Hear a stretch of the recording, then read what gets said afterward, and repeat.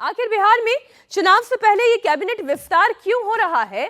अब सबसे पहले बात इस बात की हो जाए कि ये कैबिनेट विस्तार चुनाव से 8 महीने पहले क्यों, और साथ ही बिहार में मैक्सिमम मंत्री कितने बनाए जा सकते हैं वो अब आपके सामने है। कुल 36 मंत्री बनाए जा सकते हैं। मैक्सिमम कैपेसिटी मंत्रिमंडल की इतनी है। मौजूदा मंत्रियों की संख्या 30 है और एक मिनिस्टर जिन्होंने अभी इस्तीफा दे दिया, अब वो देखिए एक इस्तीफा और आ गया। इसका मतलब ये हुआ कि पहले से जो 6 मंत्री पद खाली थे वो, और उसमें एक जिन्होंने इस्तीफा दिया है वो बिहार बीजेपी के अध्यक्ष और नीतीश कैबिनेट में मंत्री हैं दिलीप जायसवाल, जिन्होंने मंत्री पद से इस्तीफा दिया। और उन्होंने कहा कि एक व्यक्ति एक पद के फॉर्मूले के तहत वो संगठन को चुनते हैं और इसलिए वो इस्तीफा देते हैं। तो इसलिए कुल मिलाकर 7 मंत्री पद खाली हैं और इन्हें आज भरा जा रहा है। मैंने कहा कि आज शाम में 4 बजे माननीय मुख्यमंत्री के अनुशंसा के आलोक में महामहिम राज्यपाल महोदय ने शपथ ग्रहण समारोह का अपनी सहमति दिया है और आज 4 बजे मंत्रिमंडल का विस्तार राजभवन में होगा। 7 मंत्री के शपथ लेने की संभावना है। 7 बीजेपी कोटा से होंगे। मुझे गर्व है कि पूरे बिहार में राजस्व मंत्री के रूप में एक ईमानदार छवि मेरी थी और एक ईमानदार राजस्व मंत्री के रूप में बिहार, मुझे पूरा भरोसा है, याद करेगा। अब नीतीश कुमार की टीम में किसे जगह मिल रही है? चुनाव से ठीक पहले नीतीश मंत्रिमंडल में किसकी एंट्री हो रही है? अब वो एक एक नाम मैं आपके सामने रखती चलती हूं। पहला नाम है राजू कुमार का। इनका विधानसभा क्षेत्र साहिबगंज है, मुजफ्फरपुर जिले में आता है। जाति से सवर्ण है, राजपूत जाति से आते हैं। दूसरा नाम है जीवेश कुमार मिश्रा का। ये जाले से विधानसभा में पहुंचे हैं, दरभंगा जिले में आता है। ये भी कास्ट वाइज सवर्ण है, भूमिहार जाति से आते हैं। और तीसरा वैश्य समाज से आने वाले संजय सरावगी, जो कि आज मंत्रिमंडल में वो भी शामिल हो जाएंगे, शपथ लेंगे, दरभंगा से आते हैं। अब आप ये समझिए, अगला जरा पृष्ठ आप हमारे सामने रख दें। अब अगला पृष्ठ ये देखिए, डॉक्टर सुनील, बिहार शरीफ नालंदा, जो कि खुद मुख्यमंत्री नीतीश कुमार का गृह जिला है, जहां से उनकी ताकत है। कोयरी जाति से आते हैं, पिछड़ा वर्ग का प्रतिनिधित्व करते हैं। कृष्ण कुमार मंटू छपरा के अमनौर से जीत कर आए हैं और पिछड़ा यानी कि कुर्मी जाति का प्रतिनिधित्व करते हैं।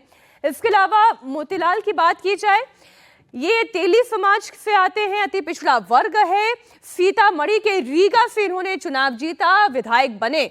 और इसी तरह विजय कुमार मंडल, जो कि अररिया सिकटी से जीत कर आए, निषाद जाति का प्रतिनिधित्व करते हैं, अति पिछड़ा वर्ग से आते हैं। जो जिम्मेवारी पार्टी देगी निश्चित तौर पर उसको निभाऊंगा, बाखूबी निभाऊंगा। और जो आशाएं जनता की एक मंत्री से होती है, उनकी आशाओं पे मैं खरा उतरूंगा। तो सीमांचल और भोजपुरी बेल्ट को तो प्रतिनिधित्व मिल गया। बीजेपी कोटे से ही 7 नए मंत्री चूंकि बनाए जा रहे हैं, ऐसे में सवाल यह है कि नए मिनिस्टर्स को अब विभाग कौन सा मिलेगा। जाहिर है कि बीजेपी कोटे से जिन मंत्रियों के पास 1 से ज्यादा मंत्रालय है, उनमें कटौती की जा सकती है। यानी अब आपके लिए यह जानना जरूरी है कि बीजेपी कोटे से किन मंत्रियों के पास 1 से ज्यादा विभाग है, तो जरा वो आपके सामने रख दें। सम्राट चौधरी, जिनके पास 2 मंत्रालय हैं। सम्राट चौधरी के पास इस वक्त वित्त मंत्रालय है और कमर्शियल टैक्स विभाग है। डेप्यूटी सीएम विजय सिन्हा की बात की जाए तो इनके पास इस वक्त 3 मंत्रालय हैं, जिसमें सड़क निर्माण, माइंस और आर्ट कल्चर एंड यूथ की मंत्रालय की जिम्मेदारी है। अगला नाम आता है प्रेम कुमार का, जिनके पास अभी 2 मंत्रालयों का प्रभार है। मंगल पांडे के पास हेल्थ और एग्रीकल्चर डिपार्टमेंट जैसे 2 बड़े मंत्रालय हैं। फिर नीतीश मिश्रा की बात करें, नितिन नवीन की बात करें, इन दोनों के पास 2-2 विभाग हैं। ऐसे में इन्हीं में से विभागों को कम करके बीजेपी कोटे से मंत्री बनाया जा सकता है, उन्हें जिम्मेदारी दी जा सकती है। बिहार कैबिनेट विस्तार में सूबे के किस रीजन में कितनी अगर यूं कहें कि उनको प्रतिनिधित्व दिया गया है, तो सबसे ज्यादा प्रतिनिधित्व तो मिथिलांचल का दिखाई दे रहा है। मिथिलांचल से सबसे ज्यादा 4 मंत्री बनाए जा रहे हैं। संजय सरावगी, जीबीश कुमार, मोतीलाल प्रसाद, इसके अलावा राजू कुमार सिंह मिथिलांचल से आते हैं। मिथिलांचल के बाद बारी आती है सीमांचल की, जहां से एक मंत्री बनाए जा रहे हैं विजय कुमार मंडल। फिर बात आती है भोजपुर की, जिसमें कृष्ण कुमार मंटू, और फिर मगध क्षेत्र, जहां से डॉक्टर सुनील को मंत्री पद की जिम्मेदारी दी जा सकती है। हमारे दो सहयोगी देवेंद्र पराशर और साथ ही नीतीश चंद्रा इस वक्त इस बड़ी खबर पर जुड़ गए हैं। एक एक करके हम दोनों से चर्चा करेंगे। सबसे पहले नीतीश, ये बताएं कि पटना में हलचल क्या चल रही है, पहले वहां की रिपोर्ट आप दे दें। जी हाँ, देखिए हम राजभवन पहुंच गए हैं और थोड़ी देर में इसी जगह पर शपथ ग्रहण समारोह होगा। ये राजभवन का राजेंद्र मंडपम है, पूरी तैयारी हो चुकी है और यहाँ पर मंत्रियों के पहुंचने का जो सिलसिला है वो शुरू भी हो चुका है। यहीं पर इससे पहले तमाम शपथ ग्रहण समारोह होते रहे हैं और हम देख पा रहे हैं कि नगर विकास मंत्री नितिन नवीन हो या फिर मंगल पांडे स्वास्थ्य मंत्री हो, नीरज बबलू, तमाम वो चेहरे धीरे धीरे अब यहाँ पर पहुँचने शुरू हो गए हैं। 4 बजे का वक्त है, अभी समय है, लेकिन अब धीरे धीरे यहाँ पर लोगों को प्रवेश दिया जा रहा है और इसी जगह पर शपथ ग्रहण समारोह होना है ठीक 4 बजे।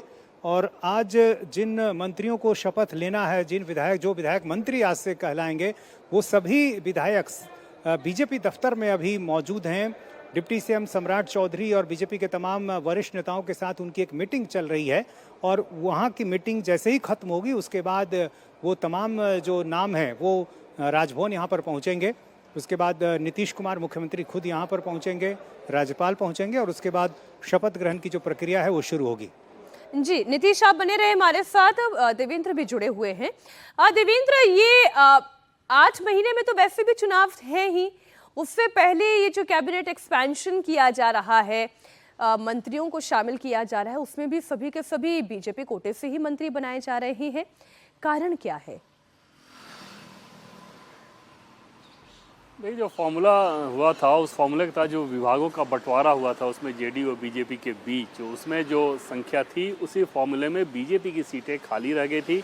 हम सभी जानते हैं कि बीजेपी के पास 74 सीटें हैं जबकि विधायकों की, जबकि जेडीयू के पास सिर्फ 43 थी और उस लिहाज से समझा जा सकता है कि बीजेपी के ऊपर ज़्यादा दबाव था कि वो कैसे अपने विधायकों को अकोमोडेट करे मंत्री पद देकर, और उस लिहाज से वो सीटें जो खाली रह गई थी, क्योंकि अभी 8 महीने बाद चुनाव में जाना है, तो समझा जा सकता है कि चुनाव के लिहाज से भी ये बहुत अहम था कि उन 7 जगहों पे जो जगह खाली है, उन 7 जगहों पे आप अपने विधायकों को मंत्री बनाएं, ताकि न सिर्फ अपनी सीट पे बल्कि आसपास की सीटों पर भी वो प्रभाव डाल सकें, चाहे कास्ट के हिसाब से आप देखें तो, या फिर क्षेत्रवाद संतुलन बनाने के लिहाज से देखें तो। और शायद ही देश में आपको ऐसे बहुत कम उदाहरण देखने को मिलेंगे जब चुनावी साल में कैबिनेट एक्सपेंशन नहीं होता हो। अगर जगह खाली है, स्कोप है, तो ज़रूर सरकार ये कोशिश करती है कि चुनावी साल में कम से कम ये ज़रूर करके, अगर कोई कहीं जिसे कहते हैं ना कि राजनीतिक कील कांटा को दुरुस्त करने की ज़रूरत हो, अगर मंत्री पद देके, तो उस काम को कर लिया जाए, क्योंकि पार्टियां तो चुनावी साल में अपना सब कुछ झोंकती हैं और मंत्री पद खाली रख के चुनाव में जाना समझा जा सकता है कि बहुत विचित्र स्थिति होती है। और बीजेपी के भीतर तो काफ़ी महीनों से इस बात को लेकर चर्चा चल रही थी कि अब मंत्रिमंडल विस्तार होगा, अब होगा, लेकिन लगातार वो टलते जा रहा था।